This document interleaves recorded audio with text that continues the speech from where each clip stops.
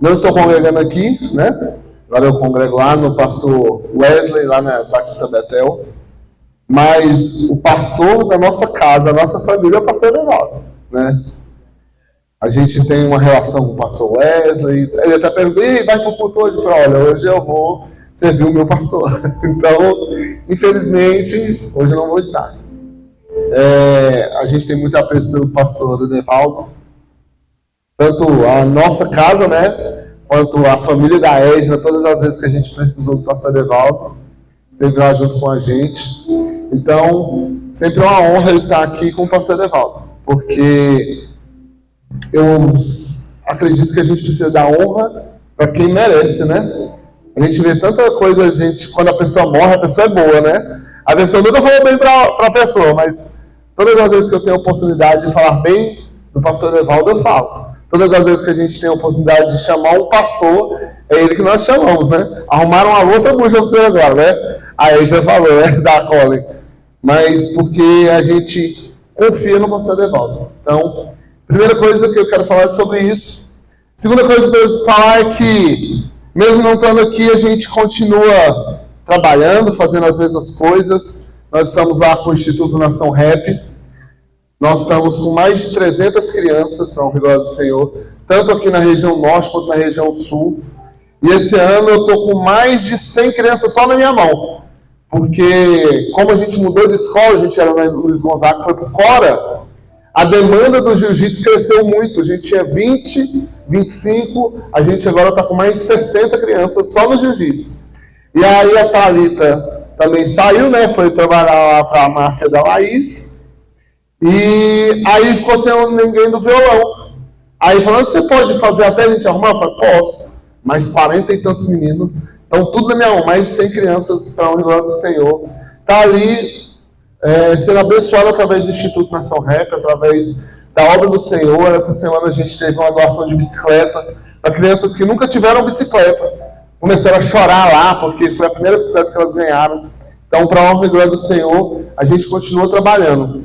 E tá aí para quem quiser, para quem for homem, 17, 18, 19 de junho, tem o Resgate da Alma. É um projeto evangelístico para homens, apenas para homens, 3 dias, tem o pessoal de rap, vem cantar, vem participar aqui com a gente.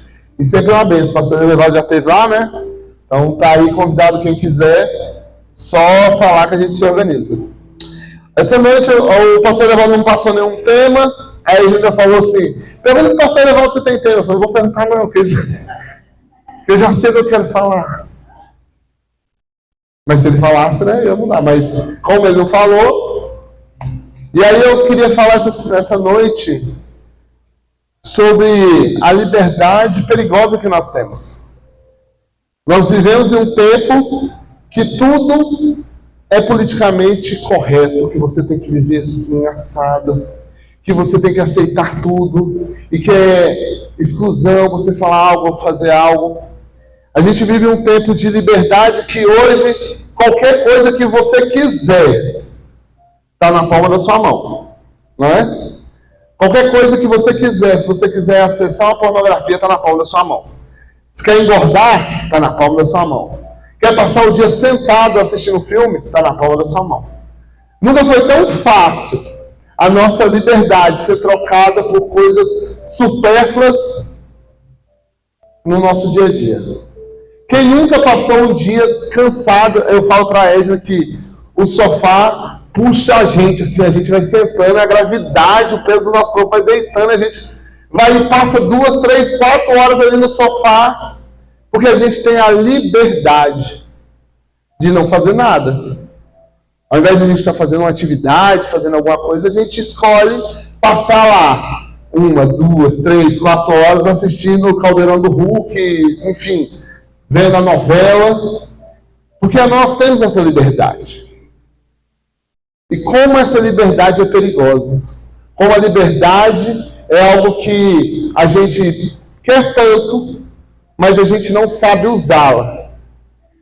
Tem um filósofo alemão chamado Kant, que ele fala assim, ó, só é livre aquele que faz o que deve, independente do que quer.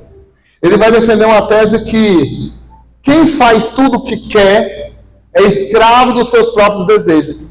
Então, se eu estou com vontade de comer um doce, eu vou lá e como. Você não é livre porque você comeu doce. Você é um escravo do seu desejo de comer um doce e vai lá e come. Você sabe que todos os dias era bom você ir lá fazer uma caminhada, fazer uma musculação, fazer um exercício. Você sabe. Mas aí você olha e fala, eu estou com preguiça. E fica sentado. Você é escravo dos seus desejos. Isso acontece conosco o tempo todo. E que a gente vai falar, olha, você é um escravo.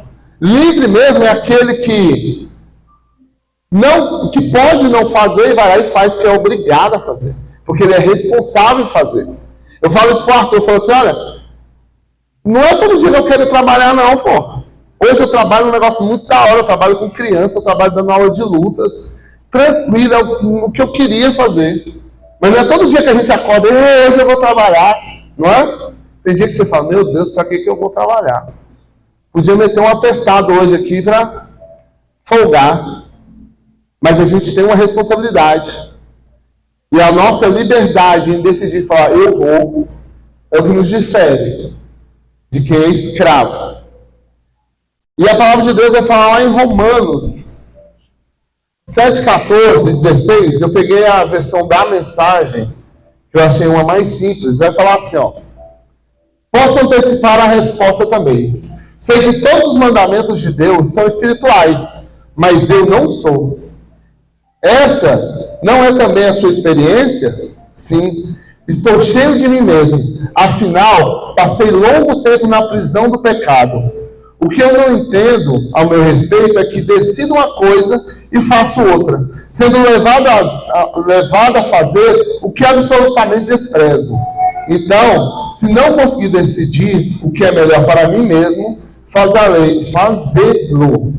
É óbvio que o mandamento de Deus é necessário. Romanos 7, 14, 16. Paulo está falando, cara, eu sei que as coisas de Deus é espiritual. Eu sei que as coisas de Deus é importante para mim. Mas tem dia que eu não quero fazer. E não é assim também com você? Mas aí ele fala, olha, os mandamentos de Deus é necessário para que eu consiga viver uma relação de liberdade do pecado e escravidão em Deus. Estava falando para a Edna que a gente nunca é 100% autônomo. Ou você vive a escravidão no pecado, ou você vive a escravidão com Deus. Você precisa escolher um lado. Não tem como você falar, não vou ser de ninguém. Não tem como, porque a hora que você não decide andar com Deus, você automaticamente decidiu andar no pecado. É uma escolha. A gente tem essa escolha todos os dias, de ser escravo de Deus e ser ou escravo do pecado. Eu queria que você abrisse aí na sua Bíblia, João 15, versículo 14.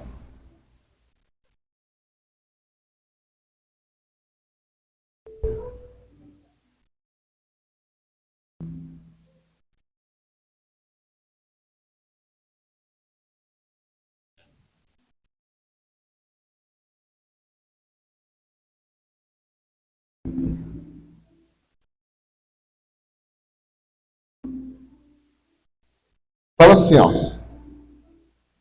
Vocês são meus amigos se fizerem o que eu ordeno.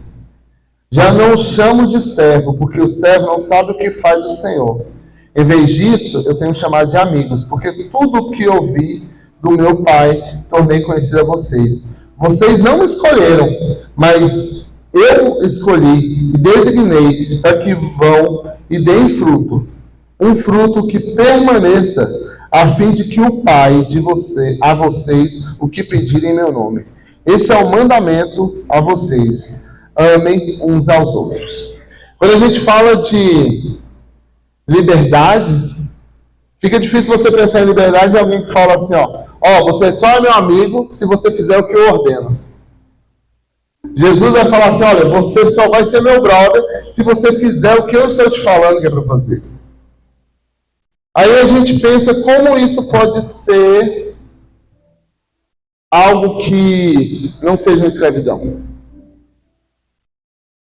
E o Evangelho, e quando a gente aceita Jesus, nós se tornamos escravos do Evangelho. Porque a gente foi livre do pecado, da escravidão do pecado, para viver uma amizade, uma servidão a Deus. Quando a gente vive o Evangelho, verdadeiramente, os nossos atos vão estar alinhados com o nosso Senhor. Não é um ato de qualquer jeito, não é um ato como eu quero, mas é um ato que o Senhor me chamou para fazer.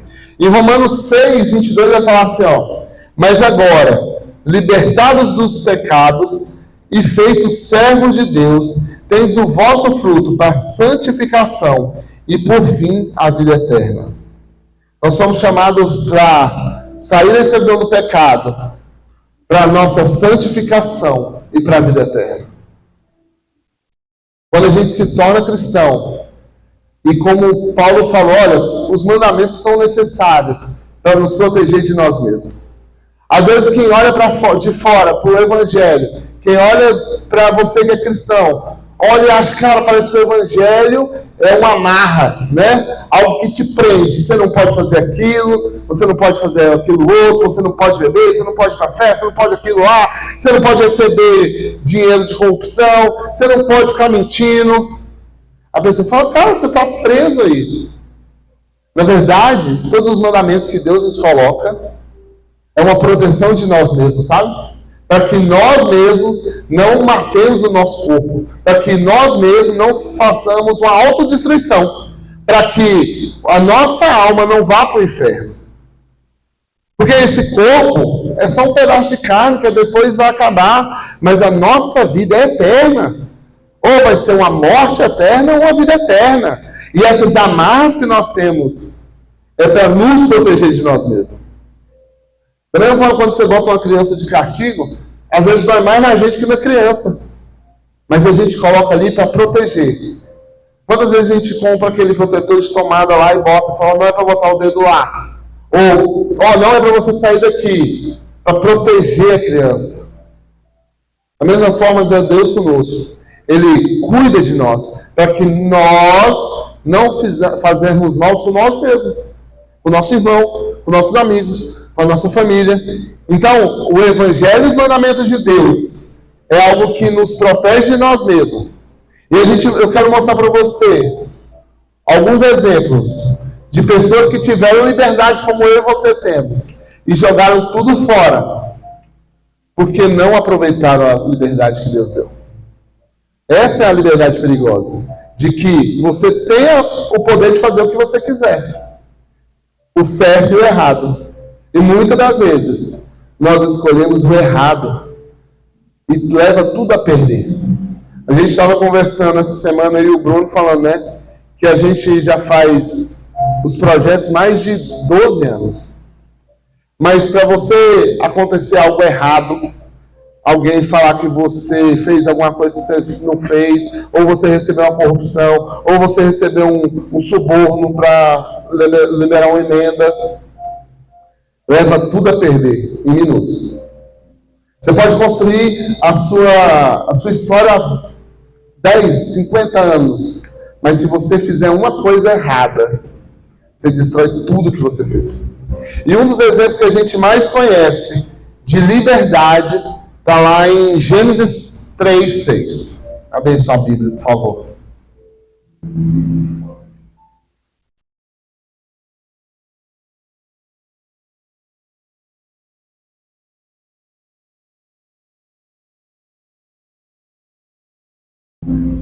Gênesis 3:6 vai falar assim, ó. Quando a mulher viu que a árvore era boa para alimento, atraente aos olhos e desejável para ela, se obter sabedoria, tomou do seu fruto e comeu. Também o deu ao seu marido, que estava com ela, e ele comeu. Eva tinha uma coisa, Adão, né? Adão só tinha uma coisa que o cabra não podia fazer. Uma. Ele só não poderia comer da árvore da vida. Deus falou assim, mano, tá aí, ó, tudo, bota nome em tudo. Como é que chama isso aqui? Vaca, legal. Cachorro, legal. Girafa, legal. Pô, foi dando nome, foi se relacionando. Aí Deus viu que ele não era bom estar só, arrumou uma companheira, e os dois viviam de boa. Só que Deus falou, ó, mano, a parada é a seguinte, só não come daquela árvore. Só daquilo ali, ó. O resto é para fazer o que você quiser. Quer banhar, quer comer, quer beber, quer fazer o que você quiser. Está liberado. Só não come daquela árvore. Só tinha uma coisa para ele fazer. A liberdade que Adão e Eva teve atrapalhou toda a humanidade. A liberdade que uma pessoa tem destrói várias outras pessoas. Uma decisão que você toma errado atrapalha diversas pessoas da sua vida. Eva foi essa decisão errada. A liberdade que ela teve de fazer afastou o homem de Deus. A liberdade que Deus deu para ela de não fazer algo, e ela teimou, foi lá e fez, porque ela tinha liberdade, atrapalhou com toda a humanidade. Cuidado. Sua família, sua casa, seus filhos, a empresa onde você trabalha, por causa da sua liberdade, você pode atrapalhar um monte de gente. Você pode levar uma pá de gente para o inferno, porque você teve liberdade de falar um sim ou um não. Você teve a liberdade de tratar bem uma pessoa ou não. Outro que a gente quero falar sobre liberdade, está lá em 1 Samuel 15, 22.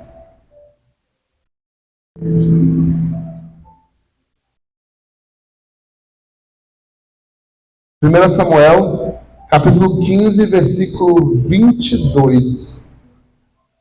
Está assim, ó. Samuel, porém, respondeu: acaso tem o Senhor tanto prazer em holocausto, em sacrifício, quanto que se obedeça a sua palavra? A obediência é melhor do que o sacrifício, e a submissão é melhor do que a gordura do carneiro. Pois a rebeldia é como o pecado da desviação, a arrogância como a mal da idolatria.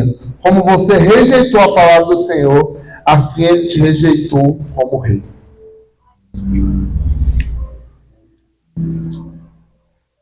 Tem uma série, acho que é na Amazon Prime, muito boa, chamada Casa de Davi. Se você tiver, né, a gente está tentando assistir. Casa de Davi. É uma mistura de Game of Thrones com Samuel, tipo Gandalf. Muito boa. E ele vai contar a história justamente de Saul, a queda de Saul. Vai mostrar como Saul começa a rejeitar o Senhor. E aí, nesse caso específico, eles estavam se organizando para a guerra, e quem fazia a oferta de sacrifício era Samuel. Saul, querendo agilizar o processo, falou: não, mas isso aqui é só isso que quer fazer? Eu faço. É só fazer o sacrifício? Eu faço. E aí Saul vai lá e faz o sacrifício. E logo depois Samuel chega. E aí Samuel vai falar: cara, você acha qual que é mais importante? Você fazer esse sacrifício ou obedecer a Deus? Deus não quer saber se é você que está fazendo. Ele falou para mim fazer aqui o sacrifício. Você tomou o lugar do sacerdote. Você está se pondo acima de Deus aqui. Por causa disso, Deus não vai te querer mais como rei. Como você rejeitou a Ele, Ele também vai te rejeitar. Uma nação inteira foi perdida, foi morta, foi trocada. Saul, a família inteira se lascou, porque Saul resolveu desobedecer a Deus, porque ele tinha liberdade. Ele não era um robô, ele era uma pessoa que era livre. E na hora da sua liberdade, de exercer a liberdade como rei, de falar: vamos esperar Samuel, que ele é o escolhido por Deus para fazer isso, ele teve a liberdade de se colocar acima de quem colocou ele ali.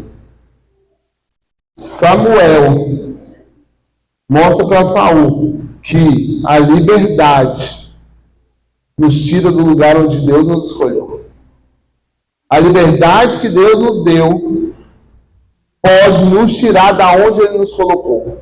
Não adianta você ser o melhor cantor, não adianta você ser o melhor pregador, não adianta você ser o melhor de nada, se você não estiver andando nos caminhos do Senhor. se você não souber aproveitar a liberdade que Deus te deu para viver um relacionamento com Ele todos os dias. Porque é muito difícil você achar, é muito fácil você achar que você é muito bom em alguma coisa quando Deus te dá. Saul era um bonzão, era o top das galáxias. Até o dia que ele quis ser maior que o próprio Deus. Até o dia dele rejeitar a Deus. Até o dia dele olhar para ele mesmo e falar, não, eu não preciso de Deus aqui. Eu mesmo resolvo essa parada. E às vezes a gente faz isso também. A gente acha que o nosso talento, o que nós fazemos, quem nós somos, nos dá gabarito para representar a Deus. E que eu consigo fazer sem Ele. Cuidado, porque muitas das vezes a gente perde o que Deus nos deu. Porque a gente escolheu a liberdade errada. Nós fizemos a escolha do nosso coração. E o último exemplo que eu quero te dar, eu acho que é o mais conhecido de todos. Que é o do filho pródigo. Está lá em Lucas 15, 13, 14. O filho pródigo estava na casa do pai, vivendo a liberdade com o pai. Não se preocupava com água, com energia, com a conta da internet. Comia e bebia todos os dias com o pai. Top, vida top. Eu queria uma vida dessa. Meu pai rico, vivia de boa, comia, bebia e tal. Mas um dia ele olhou para aquilo e falou assim, isso aqui não é o que eu quero para minha vida, não. Isso aqui está muito parado. Aqui é só esse gado aqui, esse trem ali. Não, pai, bora fazer o seguinte, me dá a minha parte, que eu vou cuidar da minha vida, meu irmão. Essa vida aqui parada aqui não dá mais para mim, não.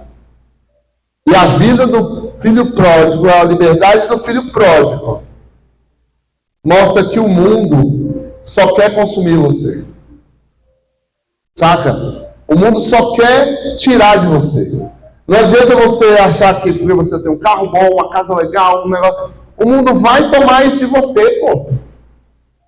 Eu falo pro Arthur, meu filho, aprende uma coisa na sua vida. Existe uma taxa chamada taxa de otário. Taxa do otário. Existe a taxa do otário. Se você nunca pagou a taxa do otário, você ainda vai pagar. O que eu faço com o Arthur? Eu mando um dinheiro na conta dele. Mando um dinheiro na conta dele e falo, meu filho, tá aqui. Se você precisar comer um lanche, alguma coisa, você vai lá e come. Beleza. Aí eu chego um dia lá, Arthur, aí cai no celular, pã, R$10 no refrigerante. Tá bom. E aí, Arthur, o que foi? Não, eu comprei um refrigerante pro Zé, o amigo. Tá bom. No outro dia, outro refrigerante, foi pro meu irmão. Não, meus amigos, no outro dia, Arthur, o povo só quer tomar da gente. O mundo é assim. Enquanto você estiver pagando, enquanto você estiver lá, eles vão ser seu amigo mesmo. Agora, a hora que você deixar de fazer, dificilmente, eles vão fazer por você. Aconteceu isso essa semana, da taxa do otário. Sexta-feira. Me faz comprar um gibi de R$40. Um gibi de R$40. Aí ele não achou pouco, comprou 2. Aí eu, tá bom, comprei. Aí ele, muito taxa de otário, levou para a escola. O que aconteceu? Roubaram dele, dentro da sala dele, dentro dos amigos dele. Por quê? Por quê? Taxa do otário. Porque acha que o mundo, a gente que é cristão é meio bocó também, né? Mas a gente acha que o mundo é tão receptivo para a gente quanto a gente é para o mundo. E não é. Pode olhar, quando você está na sua pior situação, você sempre vai lembrar da tua mãe, do teu pai. Quando você está numa situação difícil, é para o irmão da igreja que você vai orar, vai pedir ajuda. Nunca é para o amigo da farra. Nunca é para o amigo que sai para balada. Nunca é para o amigo que fez você gastar um dinheiro que você não podia. Sempre é para a tua família, para o teu pai, para a tua mãe, para o teu pastor. Pastor levava direto, né? Entra nossa lapada. Eu sei. Por quê? Porque a gente confia a nossa liberdade para as pessoas que não são confiáveis. A gente confia a nossa liberdade para pessoas que não merecem a nossa confiança. Tanto é que o filho pródigo volta para a casa do pai e ainda fala assim, olha, eu quero ser empregado do senhor. Então ele chega e pensa, não, eu vou lá falar com o meu pai para que eu seja empregado dele. E o pai está lá esperando, com a roupa nova, com um anel, com a sandália, fazendo uma festa para aquele filho. Porque o pai sempre está ali. O pai sempre espera você voltar. Independente da situação. A gente precisa entender que a nossa liberdade tem um preço. Tudo que nós fazemos tem um preço no reino dos céus. Tem um preço na nossa vida. Tem um preço nas nossas escolhas. Judas foi outro cara que teve a liberdade. Ele teve a liberdade que levou ele à perdição. Andava com Jesus, comia com Jesus, trocava ideia com Jesus. Mas nos últimos dias, ele viu que não era o plano que ele tinha na mente dele. Que Jesus não ia ser um doidão que ia libertar o povo. E ele vai lá e vende Jesus. Ele fica tão chateado depois do que ele faz com a liberdade dele, que ele se enforca, se mata. Porque a liberdade dele gerou a perdição. A liberdade que ele tinha de viver com Cristo, de andar com Cristo, e quando não foi feito da forma que ele achava que deveria ser feito, ele entrega Jesus pela liberdade que ele tinha e se arrepende tanto daquilo que ele se mata. A gente tem esse tipo de liberdade, mas a gente tem que ter cuidado para que nossa liberdade não nos leve ao fim da nossa morte, não leve nós para a morte eterna. E para finalizar, que já são 8h50, tem Paulo. Abre sua Bíblia em Romanos 6, 22.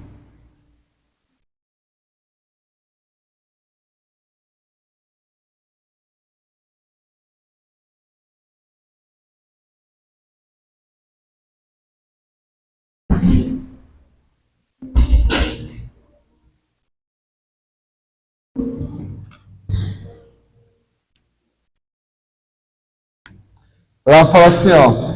Agora, porém, que vocês foram libertos do pecado e se tornaram escravos de Deus, o fruto que colhem leva à santidade, e o seu fim é a vida eterna.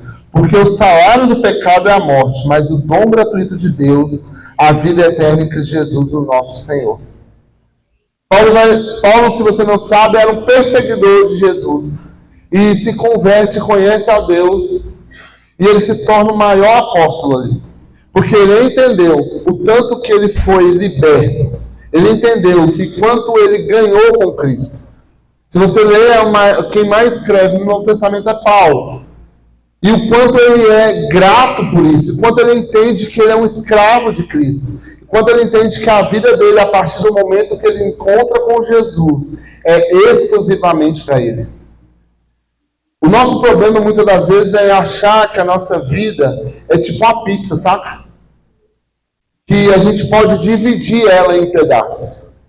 Lá em casa eu sou esse pedaço, lá na empresa eu sou esse pedaço, sou o frango catupiry, lá na igreja eu sou bacon com calabresa, e em cada pedaço a gente é alguma coisa. E aí a gente vive em cada lugar da nossa vida um aspecto diferente da nossa vida. Em cada lugar que a gente vai, a gente usa uma máscara diferente para a gente se adaptar àquele lugar, para que a gente seja aceito, para que a gente seja amigável, para que as pessoas nos recebam. E na verdade, nossa vida é tipo um sanduichão que a gente não consegue separar aonde a gente está. Se você está aqui, você precisa ser a mesma pessoa que você está lá na tua casa, que você está lá no seu serviço. E entender que em todos os lugares a gente precisa ter Cristo em nós. Porque é muito bonito, saca? A gente levantar a mão, falar que é cristão, cantar um corinho, mas não viver uma vida com Cristo todos os dias.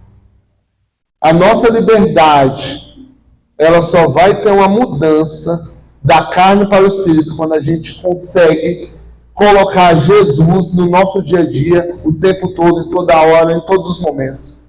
Em tudo que eu falo, em tudo que eu faço, em tudo que eu peço, tudo que eu penso, tudo que eu desejo, esteja alinhado com Deus.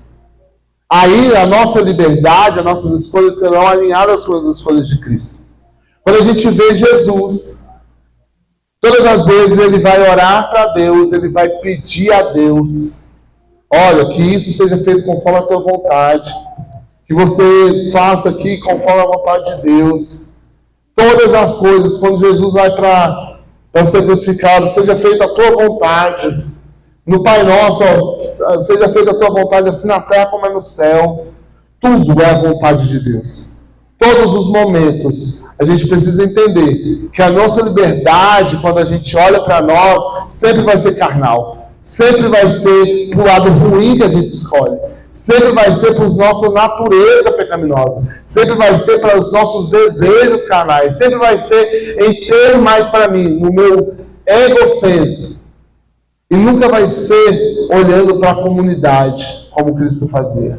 Agora, se eu coloco Cristo como centro da minha vida, como ponto principal, todas as minhas decisões, todos os meus conceitos, todos os momentos que eu vivo, é relacionado a Deus. Se eu coloco o meu casamento como ponto de primazia de Cristo, eu posso estar com a outra ali me cantando, mexendo comigo, porque a minha liberdade de dizer não para ela vai ser maior do que eu olhar e falar: vem cá. Eu tenho a liberdade de dizer não. Qualquer hora você tem a liberdade de dizer não. A hora que você está ali naquele momento de dificuldade, naquele momento que a natureza te chama para não fazer alguma coisa. Quantas vezes a gente já passou na frente de alguém que está precisando de ajuda e você olha e aquela vontade de ajudar, não, mas eu estou atrasado. Porque você deixou que a sua natureza tomasse conta de você. Quantas vezes você poderia ter feito algo para alguém, para manifestar a glória de Deus, e você deixou a sua liberdade natural atrapalhar a escolha de Deus? Às vezes você era a resposta de oração da pessoa. E quantas vezes a gente já teve uma situação de que a gente precisava de alguém e Deus mandou alguém? Às vezes era você a vez de responder a oração de alguém. E você simplesmente, pela sua liberdade, escolheu não ser manifestação de Deus. Isso acontece todos os dias, todos os momentos. Às vezes você chega no seu serviço e vê alguém que precisa de uma palavra, precisa de trocar uma ideia, e você vira para aquela pessoa e fala assim: ah, não, eu estou com vergonha. Ou eu vejo alguém que precisa de uma ajuda, que seja tirar uma cópia, que a pessoa está 10 minutos lá tentando tirar. Eu mesmo sou aquela pessoa que tira cópia do RG, tudo errado, 50 vezes. Aí vem alguém e vem me ajudar. Ela é a manifestação de Deus naquele lugar. Porque ela deixou a liberdade natural e viveu a liberdade do Espírito de Deus. E que é servir a comunidade. Não existe um evangelho que é para mim. Existe um evangelho que é para nós. Existe um evangelho que é servir ao nosso irmão, amar o nosso irmão, para que nós possamos ser cada dia mais semelhança de Jesus. Por isso que quando a gente vai ler ali no começo, ele fala: olha, o mandamento principal lá é amar o próximo, amar o próximo, amar o próximo. Quando a gente ama o próximo, a nossa liberdade sempre vai ser a escolha de Cristo. Quando a gente olha para o outro e pensa que aquela pessoa é mais semelhança de Cristo e que nós somos a manifestação de Deus naquele lugar, a gente sempre vai escolher a escolha de Cristo. E para finalizar, eu quero deixar 3 pontos para que você consiga, saca? Viver a escravidão do Evangelho, ser servo de Deus, ser filho de Deus, para que você possa usar o seu livre-arbítrio, você possa usar as suas escolhas da forma mais clara possível no Evangelho. Primeiro ponto, fala assim, estabeleça compromissos com Deus. Anote decisões espirituais, crie lembretes diários para manter o foco. Aí está aqui como o versículo Abacuque 2:2, escreve a visão e torne bem legível. Estabeleça compromisso com Deus. Poxa, Deus, eu sei que eu preciso melhorar nisso. Eu sei que eu não sou uma pessoa disciplinada para ler a palavra de Deus. A minha liberdade, quando eu tenho um tempo, a minha liberdade eu uso para assistir Netflix 2 horas lá, um filme, um dorama. Um dorama. Enquanto eu podia ter lido uma palavra, enquanto eu podia ter meditado na palavra de Deus. Então estabeleça um compromisso, manda mensagem para alguém, fala, olha, todo dia eu quero ler uma palavra, lê comigo. Bota lá, se você gosta do WhatsApp, do Instagram, coloca lá, ó, gente, todo dia eu quero ler uma palavra, a palavra de hoje é essa aqui. Pã. Estabeleça compromisso com as pessoas. Estabeleça um compromisso com o pastor, com alguém da sua liderança, e fala, olha, todo dia a gente vai ler um versículo junto, nem que seja um versículo. Nós vamos ler. Se o problema não é esse, o problema é ter uma liberdade de comer melhor, estabeleça um compromisso com alguém. Estabeleça um compromisso em casa. Cada um sabe aonde aperta, né? O meu problema é orar. Estabeleça um compromisso com alguém. Chama alguém toda segunda-feira, vamos orar. Vamos toda terça-feira, nem que seja pelo WhatsApp, ó, momento de oração, vamos orar. Estabeleça compromissos públicos com alguém. Esse é o primeiro ponto para você criar um compromisso com você mesmo. O segundo ponto é cerque-se de pessoas que ajudam na fé. Eclesiastes 4:9. Melhor sermos 2 do que 1. Tem uma máxima no mercado, no meio empresarial, é que se você anda com 5 pessoas, você é a média dessas 5 pessoas. Se você anda com 5 pessoas bem-sucedidas, provavelmente você também é bem-sucedido. Se você anda com 5 pessoas que gostam de forró, você pode ser o forró, você pode ser o cara do rock. Talvez na primeira semana você não goste de forró, daqui 4 semanas você não gosta de forró, mas daqui 6 meses você está ouvindo avião do forró e achando bom. Porque você faz parte do meio onde você está. Se cerque de pessoas que pensam e querem algo igual a você. Quer ter uma vida mais de santidade? Procure pessoas que são santas, pessoas que andam com Cristo. Ah, mas eu não conheço ninguém. O Instagram está cheio de gente aí que você pode seguir, que você pode olhar, que você pode ler. Você não conhece ninguém que quer fazer um louvor diferente. Eu não conheço ninguém que quer ser ministro de oração. Cara, hoje em dia está fácil. Você procura aí na internet alguém aqui da região, faz um grupo, está todo mundo junto. Cerque de pessoas que têm o mesmo propósito que você. Para que você tenha essa liberdade de viver algo parecido com alguém. É muito difícil, eu falo isso para ela, que é muito difícil, às vezes,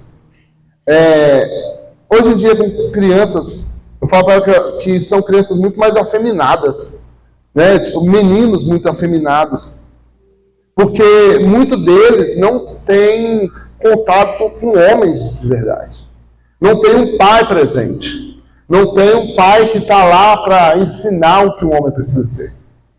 Então, se você olha, poxa, eu preciso de alguém que me ajude com meu filho, procure alguém, se cerque de alguém para que ele possa ter uma referência de homem de Deus, de mulher de Deus na sua casa.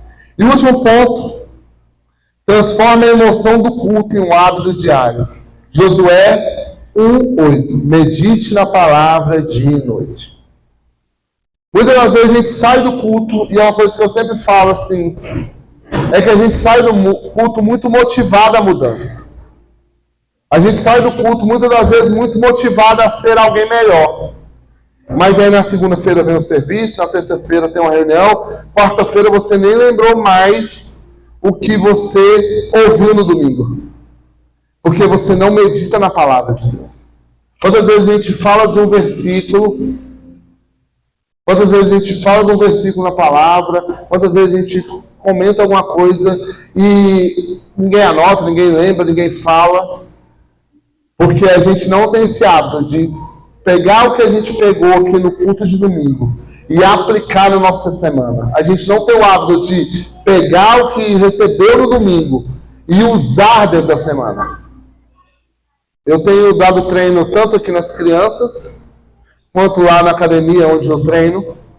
E todas as vezes que eu faço treino com as crianças aqui, eu gravo a posição que a gente fez. Então, por exemplo, a gente fez uma posição lá de finalização.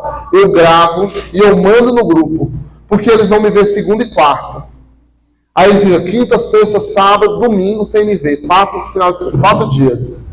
Mas pelo menos a hora que ele quiser lembrar o que ele fez, ele entra lá no grupo e ele vê. Ele sabe o que a posição que a gente fez. E lá na academia eu mando escrito todas as posições que nós fizemos. Nós fizemos isso, a gente fez a queda tal, a gente fez a finalização tal, a gente fez isso e no final fez isso. Para que as pessoas que participaram vejam o que a gente fez e lembrar, e que as pessoas que não foram possam ver isso. Eles fizeram isso, então eu vou aprender, eu vou saber com eles. Isso faz um hábito na gente se a gente divide o que a gente falou, o que a gente entendeu, a gente consegue concentrar muito mais informações em nós. Então, se você pegou alguma coisa no culto, na palavra, na abertura, divida no grupo, sabe? Fala, gente, a palavra foi isso hoje, eu gostei disso, não gostei daquilo. Quanto mais você divide, mais o conhecimento vem para você. Mais você consegue meditar nessa palavra. Quanto mais a gente fala de Deus, quanto mais a gente vive o Evangelho, mais a gente se relaciona com nossos irmãos, mais santo e mais parecido com Deus nós vamos ficando. E para finalizar, vou entregar para o pastor Evaldo. Verdadeiramente ser livre é se tornar servo de Cristo. Verdadeiramente ser livre é viver o Evangelho todos os dias da nossa vida. Eu queria que você pudesse cair de pé para a gente orar, mas que a gente não entenda que o Evangelho de Deus é uma prisão, saca? A gente já viu muita gente reclamando de nós. O Evangelho não é uma prisão, o Evangelho é o que nos protege de nós mesmos, das burradas que nós fazemos todos os dias. Ele é o que nos protege para que a gente não possa ir para o inferno. O Evangelho é a palavra de Deus viva para nós todos os dias. A Bíblia é o Evangelho de Deus todos os dias da nossa vida. É o Espírito Santo ali todos os dias. Não está bem? A Bíblia está ali para ler todos os dias. Não está bem? A Bíblia está lá. Acha que vai tomar uma decisão errada? A Bíblia está lá. Você não precisa esperar uma revelação de ninguém. Você não precisa esperar um pastor de fora vir. Você não precisa esperar um pastor de fora te ligar. A Bíblia está ali para te mostrar a liberdade que Deus quer que você viva.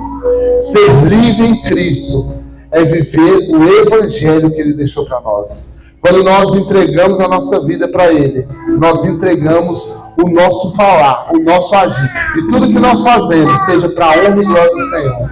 Amém? Vamos orar?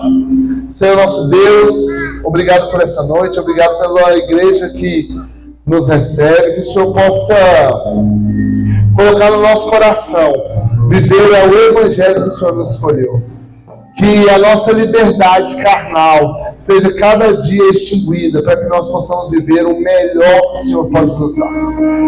O pior erro que nós podemos fazer é não viver a plenitude do Evangelho todos os dias da nossa vida. Não viver o Senhor todos os dias, para que nós possamos ser aqueles que fazem a diferença onde nós passarmos. É isso que eu te peço em nome de Jesus. Amém. Ele são todas as coisas que dele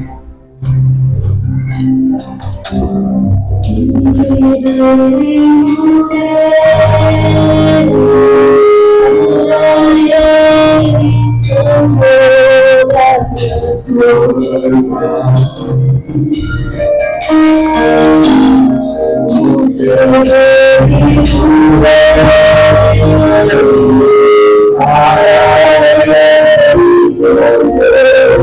todas as coisas Ó,